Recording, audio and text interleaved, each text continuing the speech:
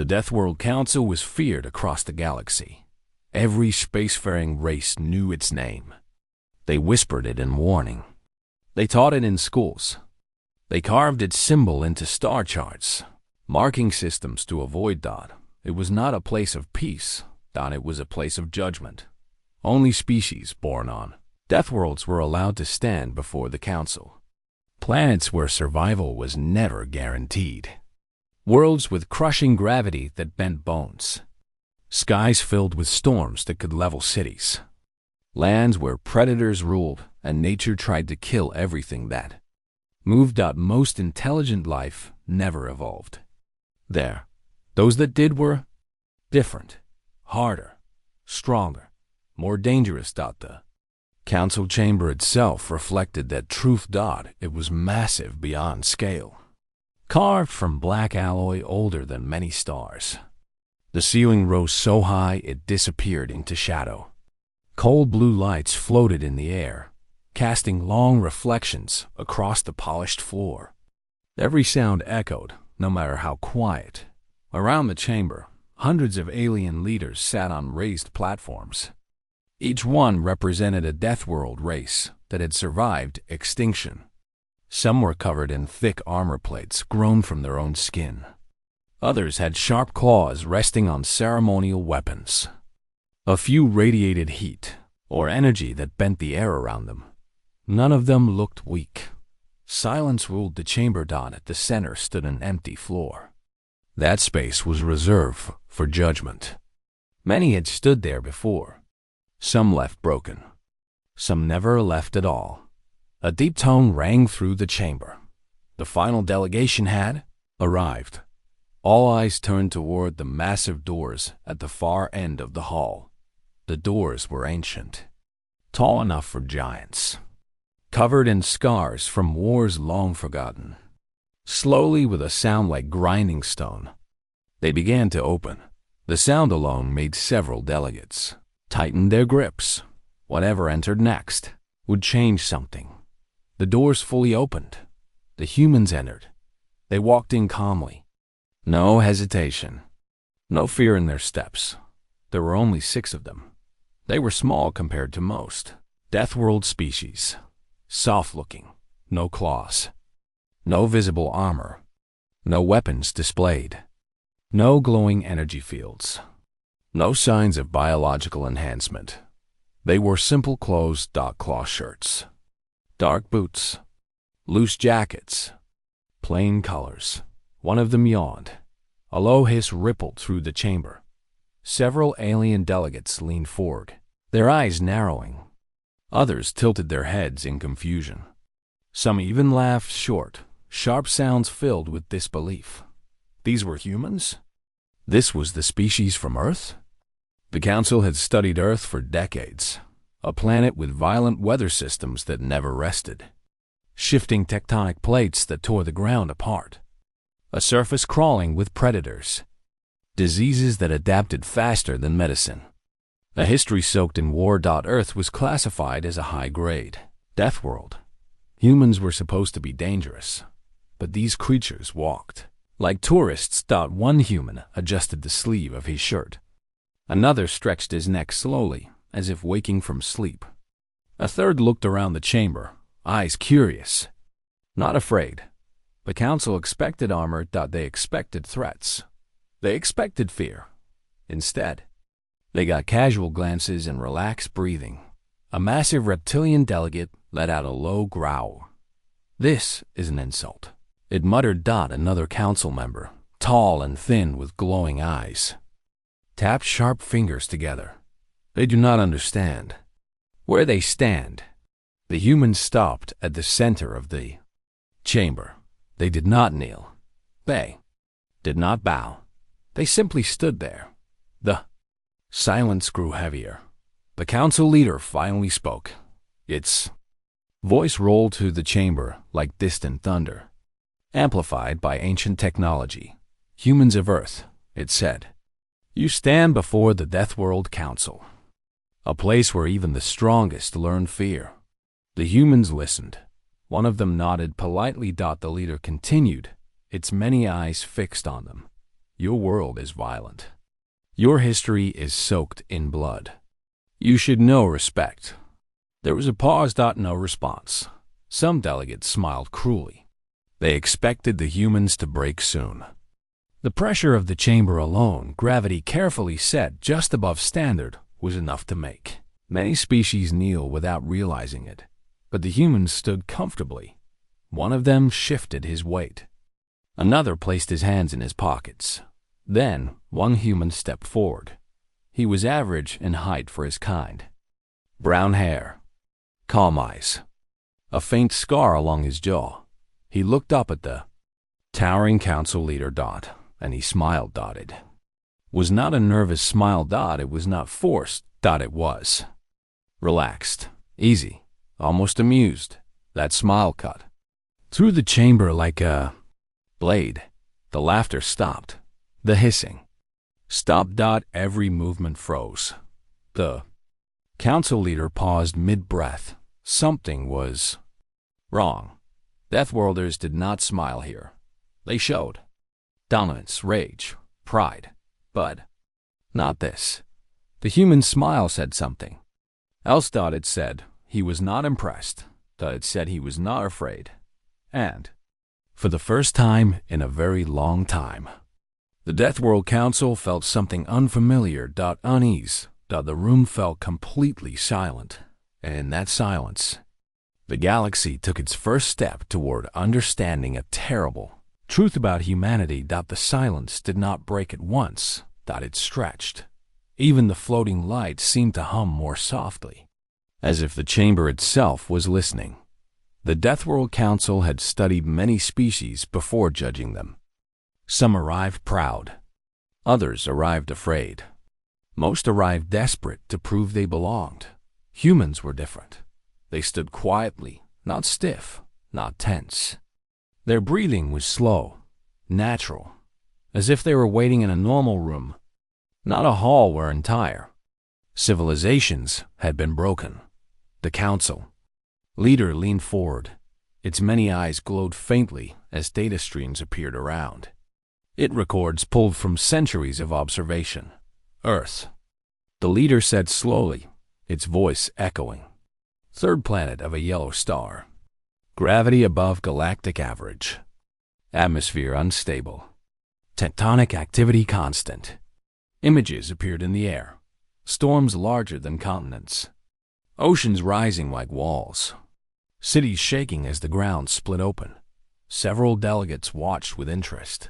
This world should not support complex life. The leader continued. Yet it does.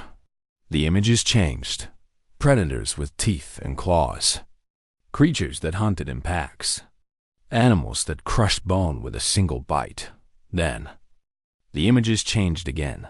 Humans fighting humans. Weapons. Fire. Explosions. Battlefields. Soaked in smoke and blood. Your species did not unite to survive, the leader said. You fought each other instead. A low murmur spread through the chamber. To many Deathworld races, this was madness. Cooperation was survival. Conflict meant extinction. The council leader tilted its massive head. By all logic, it said, your kind should have destroyed itself. The humans did not argue. They did not deny it. One of them gave a small nod. Yes, he said simply. That answer caused another ripple of confusion. Most species tried to explain their past, to justify it, to hide their failures. Humans did not. The council leader studied them more closely. Despite your history, it continued, you spread beyond your world. You mastered energy. You reached the stars. More images appeared.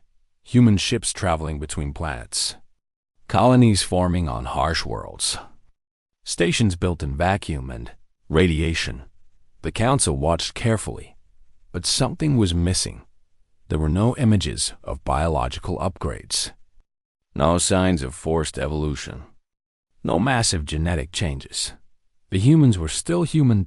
Unchanged. A clawed delegate spoke up. They did not remake themselves. It growled. Why? The council leader waited. The human who had smiled earlier stepped forward again. We didn't meet. Two, he said. That answer landed hard. The chamber stirred with low sounds of discomfort.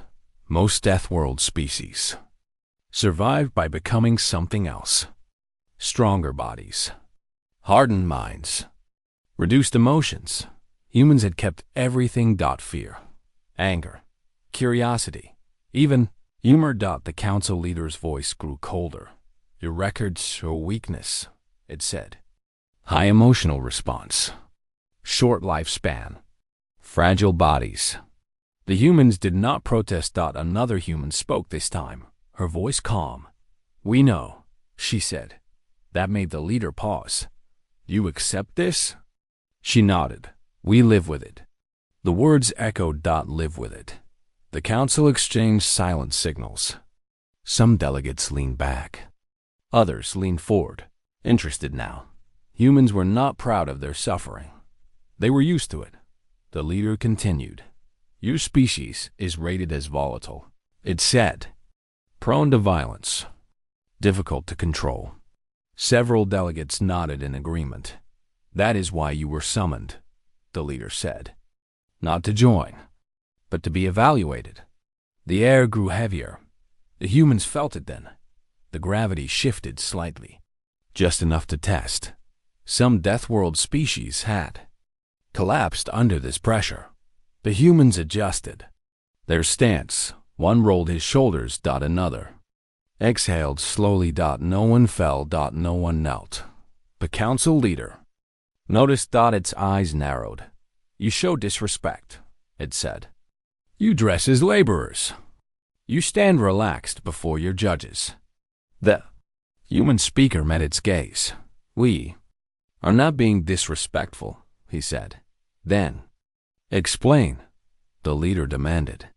Human looked around the chamber. At the towering forms, the armor, the weapons. Then he looked back. This, he said quietly, is not the most dangerous room we've stood in. That statement settled into the chamber like a shadow. Some delegates felt something twist inside them. Earth was not just a death world. It was something else, and the council had not yet understood what it had invited into its hall. The council chamber felt different now, not louder, not brighter. Heavier. The humans' words still hung in the air. This is not the most dangerous room we've stood in. Several Deathworld delegates shifted where they sat. A few flexed claws or tightened armored limbs. They did not like what that sentence suggested. The council leader straightened slowly. You claim experience, it said. Yet, you show no signs of preparation. No battle gear. No protection. The human speaker glanced down at his clothes. Plain fabric. Light shoes. Nothing special. We prepared, he said. The leader tilted its head. With clothing? It asked. A faint smile appeared again, with understanding. That answer spread unease through the chamber. The Deathworld Council believed survival came from strength alone. Hard bodies. Sharp weapons. Endless readiness for violence. Humans spoke of something else. Understanding. A tall delegate with 6 eyes leaned forward. If you are so prepared, it said, then you will endure our welcome. At its signal, the chamber reacted. The lights dimmed. Symbols along the walls began to glow red. A low vibration passed through the floor.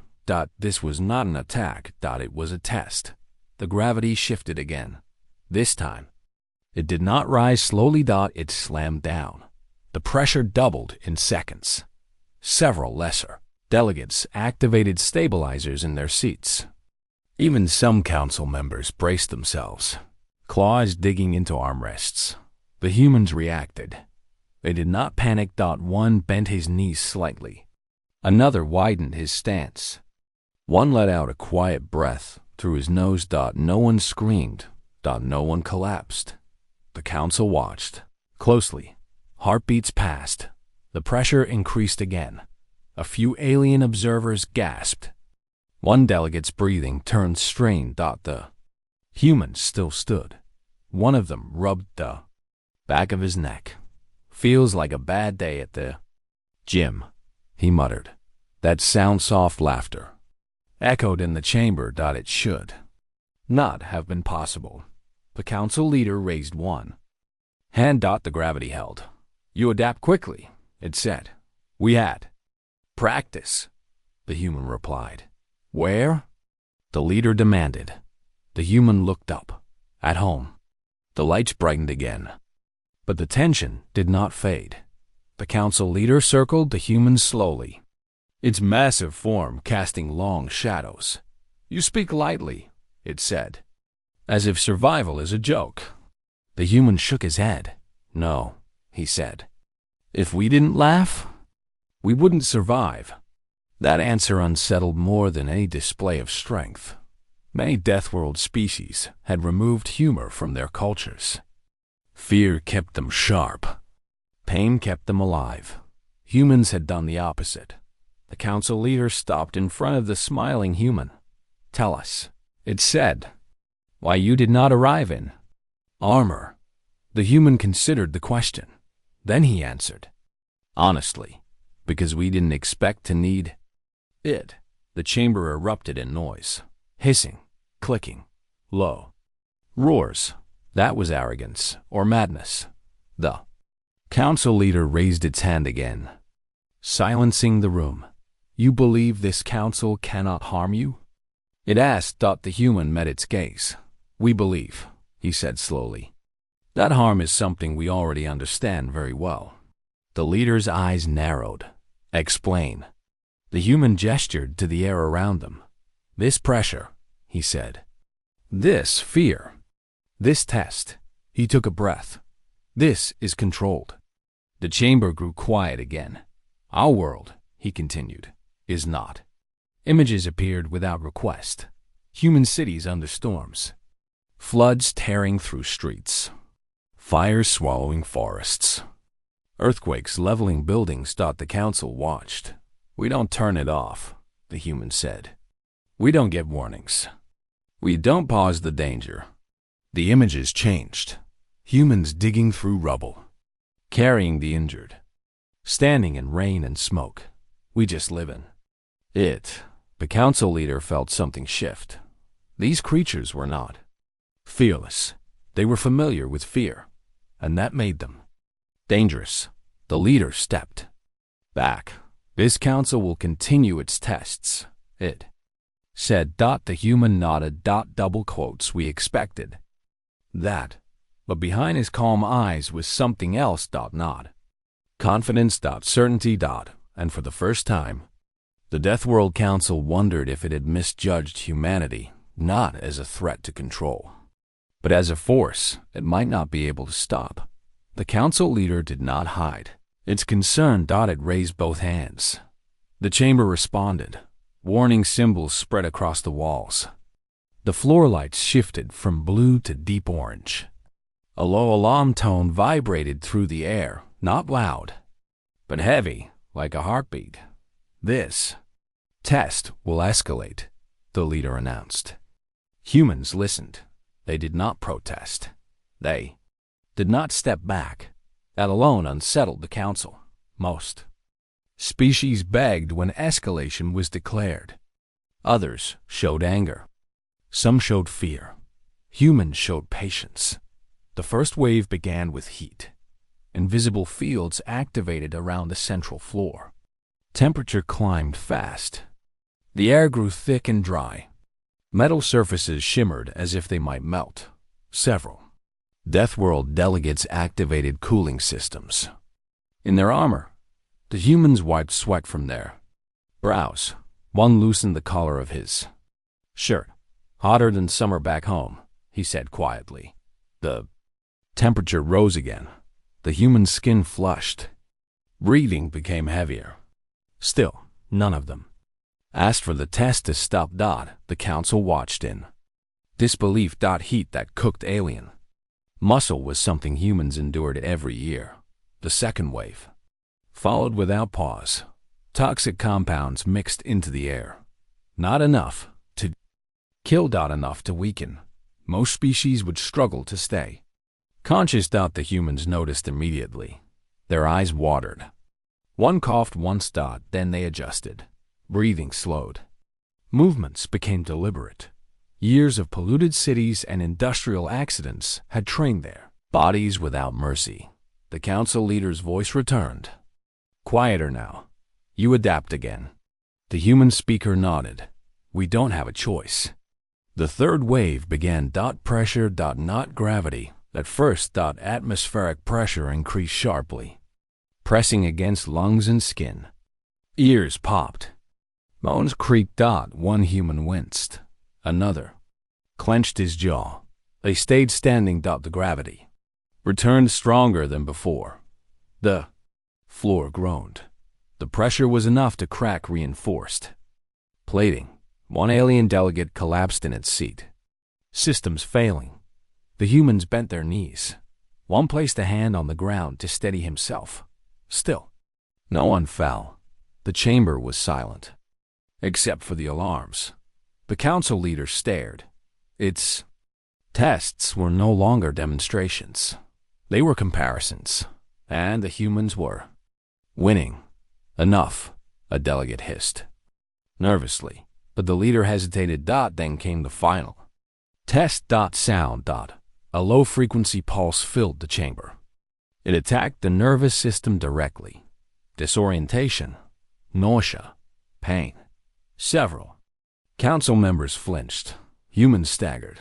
One dropped to a knee. The chamber tensed.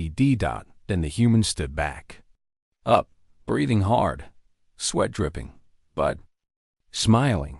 We use this, he said between breaths, to break prisoners. The words struck like ice. The sound faded. Silence returned. The humans stood bruised, exhausted, but unbroken. The council leader lowered its hand slowly. The tests ended. The room remained quiet for a long moment. Then the leader spoke. Again, you endure because you are stubborn. It said. The human shook his head. No, he replied. We endure because quitting doesn't make it stop. That sentence sank deep. Many Deathworld species survived by avoiding danger. Humans survived by facing it until it ended.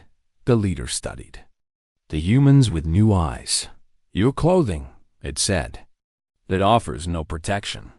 The human glanced at his sweatshirt.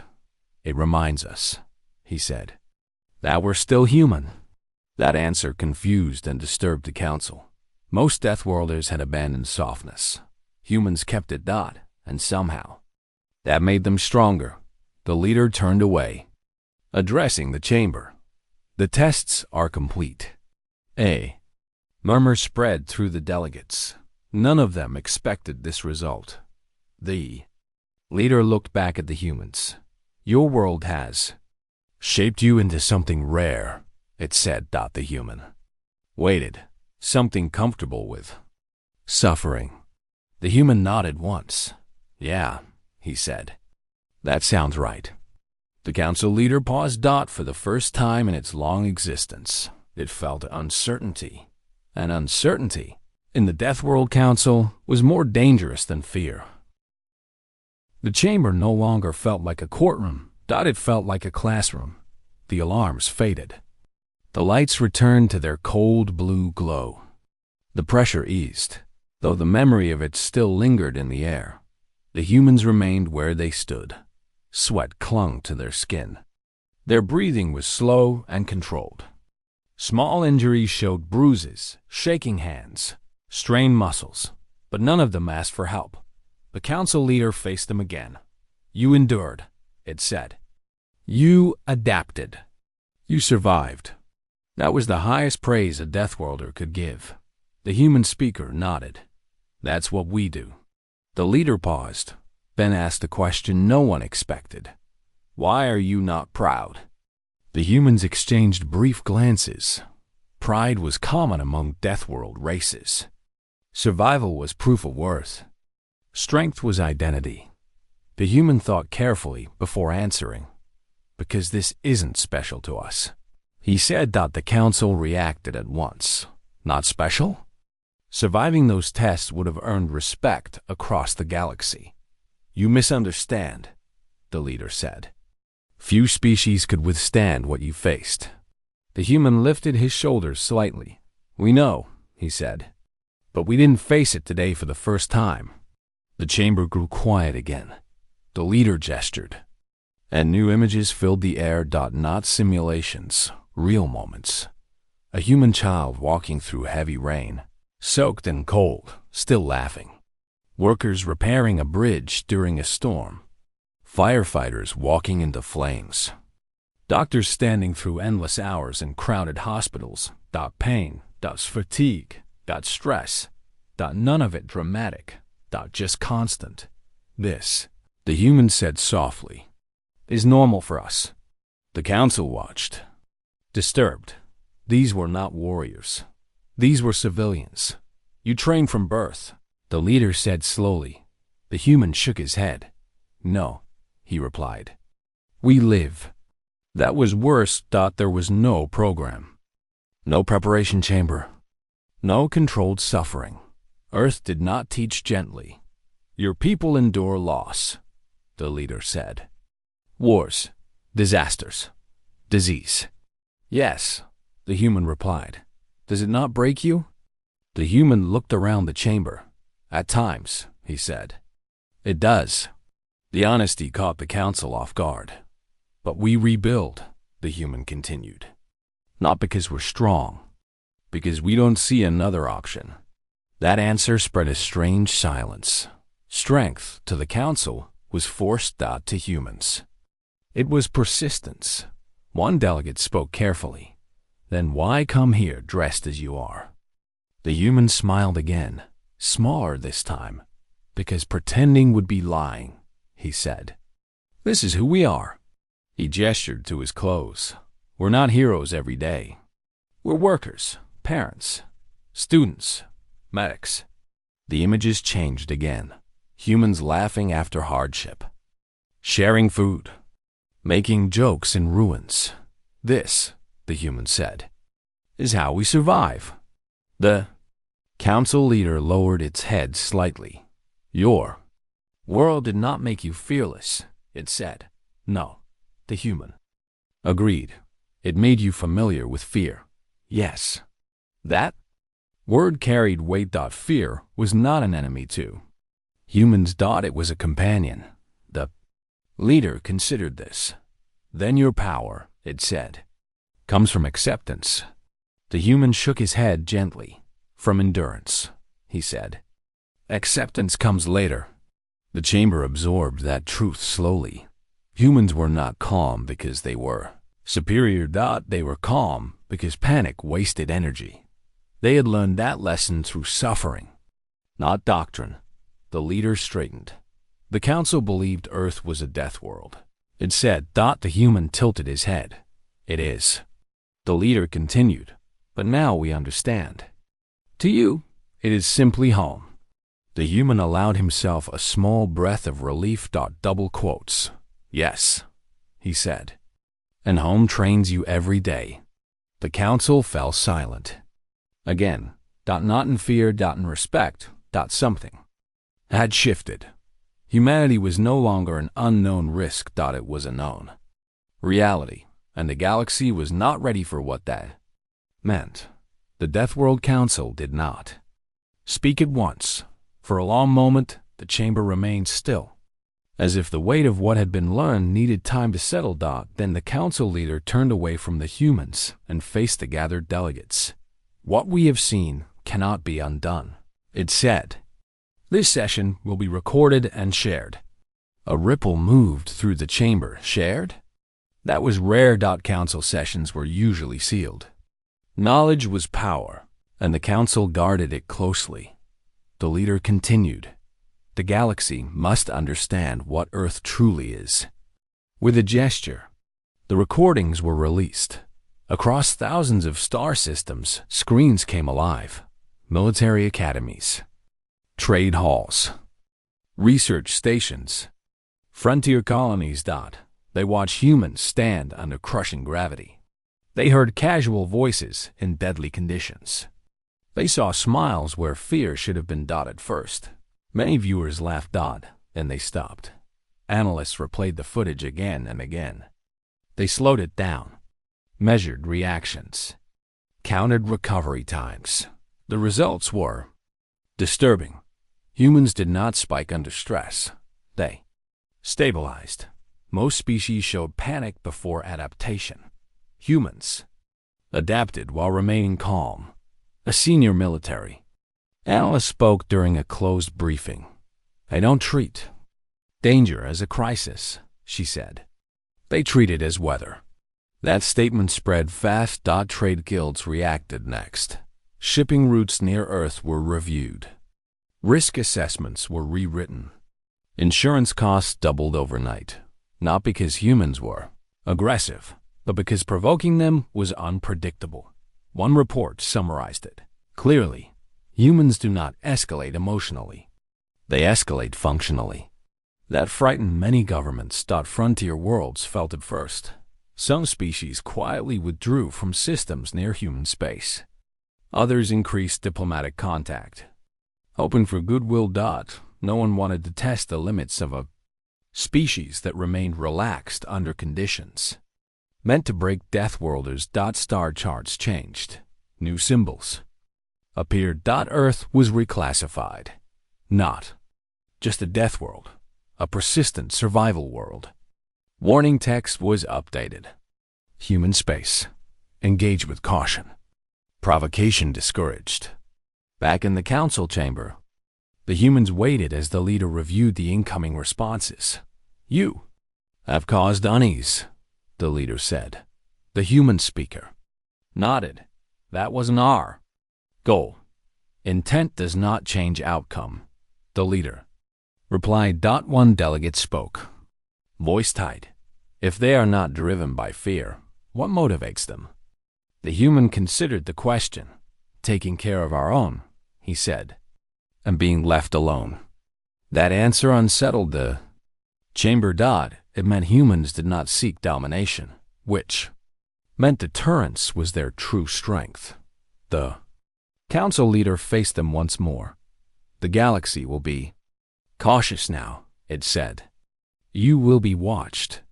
The humans smiled faintly. "We're used to that." Outside the chamber, messages continued to spread. Military exercises were quietly canceled near human borders. Pirate activity dropped sharply. No one wanted to raid a species that treated disaster as routine. The galaxy had learned a simple rule: never force humans to stop being polite. The council leader raised one final point. "Your kind has changed perception without firing a weapon. It saw it." The human shrugged. "Violence is expensive," he replied. "Endurance is cheaper." The leader was silent. The Deathworld Council had once ruled. Through fear. Now it understood something new. Fear was loud. Calm was terrifying. And humanity had just taught the galaxy the difference. The Deathworld Council reconvened sooner than expected. Such urgency was rare. Decisions here usually took years, sometimes centuries. But humanity had disrupted old rules in a single session. The chamber looked the same. The council did not. Many delegates sat straighter now. Some avoided looking directly at the humans. Others studied them with careful interest. The humans returned as before. Same clothes, same calm steps, same relaxed posture. No one laughed this time. The council leader rose. "Humanity of Earth," it said. "The council has reached a conclusion." The humans waited. The leader continued. "Your species meets and exceeds the requirements for full Deathworld Council membership." A murmur swept the chamber. Full membership meant influence, access to restricted knowledge, a voice in decisions that shaped entire regions of the galaxy. No species was offered this lightly. The humans did not celebrate. They exchanged quiet looks. The leader raised one clawed limb. "You will be granted a seat," it said, "equal to the oldest among us." That was unprecedented. One delegate hissed sharply. "They have not earned tradition," it protested. The leader turned. "They have earned survival," it replied. "That is enough." The leader faced the humans again. "With this seat comes responsibility," it said. "Enforcement, deterrence, control." The words carried weight. Many species use their council seat to justify force. The human speaker stepped forward. "We don't want that." The chamber froze. The leader blinked. "You refuse?" The human nodded. "We'll take the seat," he said. "But not the role." Confusion spread. "We will not enforce through fear," the human continued. "We won't threaten extinction or compliance." The leader's voice sharpened. "Then what power do you intend to wield?" The human answered without hesitation. "Stability." That word echoed. Stability was not dramatic. It did not conquer. It did not intimidate openly, but it lasted. The human continued. "We will respond when necessary, defend when required, but we won't rule." The council exchanged uneasy signals. This was unfamiliar. A delegate asked carefully, "And if others challenge you?" The human smiled, faint and tired. "They won't," he said. There was no arrogance in his voice, just certainty. The leader studied him closely. "You understand that your calm is itself a weapon," it said. The human shrugged. "Then we'll use it carefully." That answer disturbed the council more than any threat could. Most powers burned fast and bright. Humans intended to endure. The leader raised its voice. "The council accepts your terms." A symbol lit up on the floor. A new seat formed, simple, unadorned. No spikes, no weapons, no display of dominance. Just space. The human stepped toward it, not claiming it, sharing it. The council leader spoke one last time. "Your presence will change us." The human paused. "We hope so," he said, "because change doesn't have to hurt." The council watched them take their place. And in that moment, every delegate understood something chilling. Humanity did not seek power. They had brought something worse. They had brought restraint. The chamber was silent. Humans had taken their seat, simple, unadorned, but it was enough. Enough to shift the balance of power without a weapon drawn, without a threat issued, without a single act of violence. The council leader leaned back, observing. It had seen eons of conquest, centuries of wars that shaped galaxies. And yet something about humanity unsettled it more than any enemy ever had. The human who had smiled at the very beginning leaned back in his chair. He looked around casually, as if he were simply taking a moment to enjoy the view. One of the delegates hissed. "They do not fear us. They do not need to. How is this possible?" The human smirk widened slightly. Not arrogance, not mockery. Just a small, confident expression. The kind that carried the weight of everything they had endured and survived. "We are used to worse," he said quietly. It was true. Every step of humanity's history had been filled with storms, disasters, predators, and chaos. Every generation had faced unimaginable odds and survived. They had trained for endurance without realizing it. They had laughed while chaos raged. They had persisted without permission. The council understood something vital at last. Humanity's strength did not come from weapons. It did not come from armor or authority. It came from living, from enduring, from accepting danger as normal and fear as familiar. And now, the galaxy would have to treat them differently. Carefully, respectfully, cautiously. The humans did not demand it. They did not announce their power. They merely sat, relaxed, composed, and quietly confident. The delegates looked at them, some with awe, some with fear, some with disbelief. The human leaned forward slightly, resting his elbows on his knees, and let the same faint smirk linger. It was a smirk that spoke louder than words. A smirk that told the galaxy, "We've survived worse than you. We'll survive you too." The council leader finally exhaled. It had judged countless species over millennia. It had never encountered one like this. It had never felt so powerless without a battle being fought.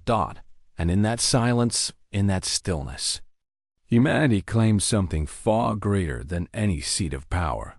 They claimed the respect of the galaxy, not through fear, not through war, but through endurance, calm, and the quiet confidence of knowing that, no matter the odds, they would always survive.